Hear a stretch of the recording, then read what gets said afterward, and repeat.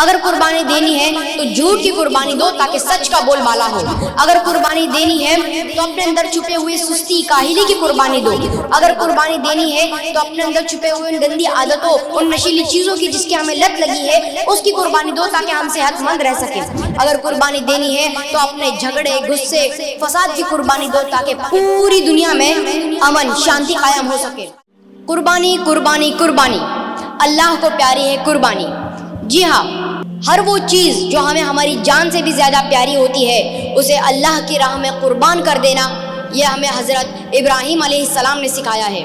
اور نفرتوں کو قربان کر کے محبت کا پیغام دینا، یہ ہمیں ہمارے پیارے نبی پاک حضرت محمد صلی اللہ علیہ وسلم نے سکھایا ہے۔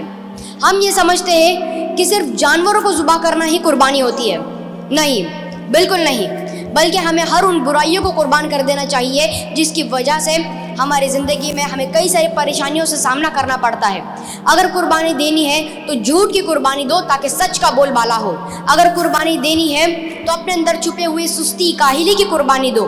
اگر قربانی دینی ہے تو اپنے اندر چھپے ہوئے ان گندی عادتوں، ان نشیلی چیزوں کی جس کی ہمیں لت لگی ہے، اس کی قربانی دو تاکہ ہم صحت مند رہ سکیں۔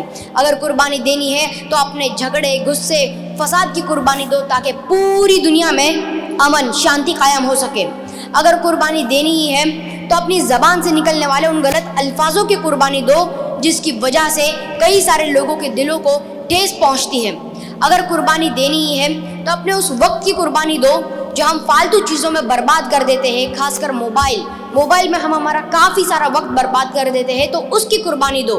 اگر قربانی دینی ہے تو اپنے نفس کی قربانی دو جس کی وجہ سے ہم ہماری زندگی کی راہ بھٹک جاتے ہیں۔ ناظرین، اگر قربانی دینی ہے تو ان تمام چیزوں کی قربانی دو جس کی وجہ سے ہماری زندگی میں رکاوٹیں پیدا ہوتی ہے، ہماری فیملی کو پریشانیاں آتی ہے، ان تمام چیزوں کی قربانی دے دو، پھر دیکھنا آپ کی زندگی کس طرح خوشگوار بن جاتی ہے۔